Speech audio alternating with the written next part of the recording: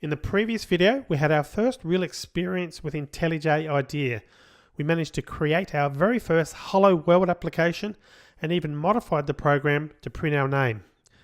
It's now time to explore IntelliJ IDEA a little bit more, just to understand the various windows and start to understand how things are put together, and just to have a look and see where IntelliJ IDEA stores our files as we're creating our programs. First things first, if you look at the top of the screen, you can see the location where IntelliJ IDEA has placed our programs. And if you remember, in the previous video, we defined the location where that was going to be.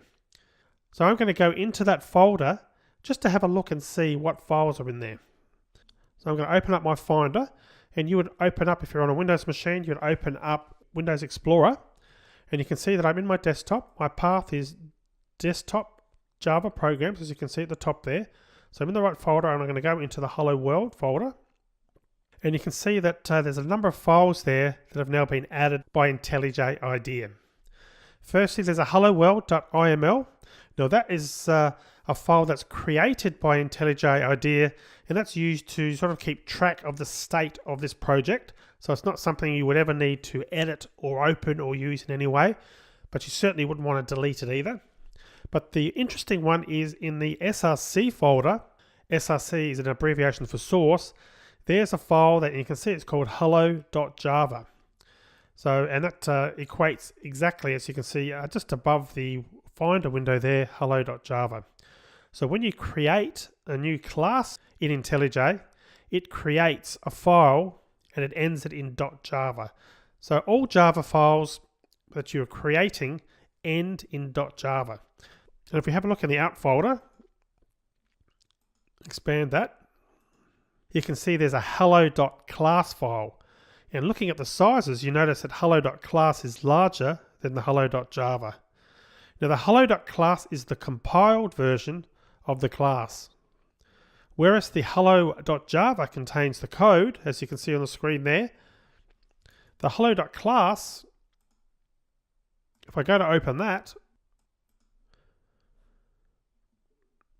contains what looks a little bit like mumbo jumbo. It certainly hasn't got the same code that we typed into the IntelliJ IDEA in the previous video. Now, a .class file is the compiled version of the program, and that would be the one that you would use to distribute and send your code out to other people.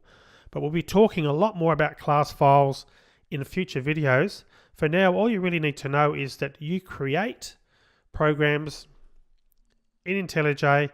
They're saved off in a file format that ends in .java, and IntelliJ will automatically, when you run the program, create these .class files. So just keep in mind that you probably don't want to delete anything in these files for now. You do all your changes to your Java code normally would be done within the editor itself, within IntelliJ IDEA, and not anywhere else. So going back to IntelliJ now. So over here to the left is the project view, the project window, and you can see that the project is showing on the screen there. And if by chance yours isn't showing project, you can click on this drop-down box and select project from that. And if you recall, that mirrors pretty well exactly what we saw a minute ago in the Finder window.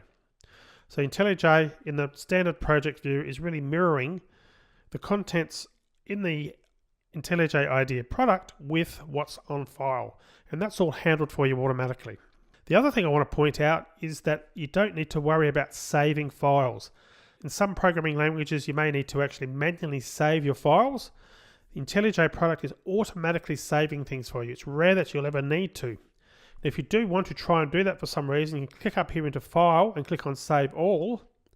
But generally speaking, IntelliJ is handling the saving of this behind the scenes and writing those files out and writing any changes you make to those files, as I showed you in the Finder window. Now, one of the other things you can do, you can change the location of some of these windows.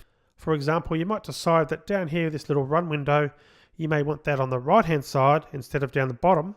So what you could do is you can come over here and click on this little cog, and we can click on move to right, and you can see now we've now got that file on the right hand side, and of course that frees up more room down here that was being taken up in the past when that run window was at the bottom of the screen. You can also windows bigger or smaller to your taste, as whatever you need. And you can open and close a particular window by clicking the View menu, going to Tools, Windows. And in this case with Project, if I select that again, that actually removes the window from the screen. And if I want that window to come back again, click on View, Tool, Windows, and Project. And you can see I've got a shortcut to the right hand side there. On a Mac, it's Command 1, but that'll be different depending if you're running Windows or Linux. But just go to the relevance option, View, Tools Platform, and you'll see what the shortcut is. You'll end up getting to know these quite well as you use IntelliJ and start expanding your knowledge of Java. I'm going to open up the project window again. You can see that's now open. Another thing you can do is you can set the windows to floating mode. And to do that, click on the cog for the relevant window, go down and click floating mode. Once you do that, you've got a freestanding window that you can move anywhere on the screen, and it's not actually fixed or docked in with the rest of the windows that are part of IntelliJ IDEA.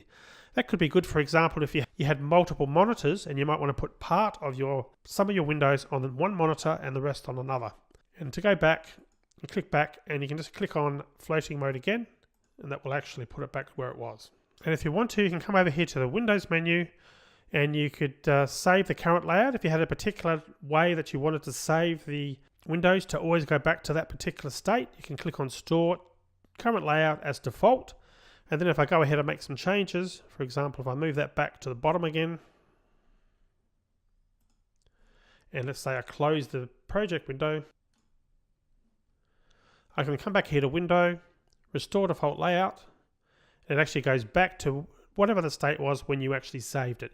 So that can be quite handy just to size up the windows and to choose a format that makes sense for you and works with your particular setup.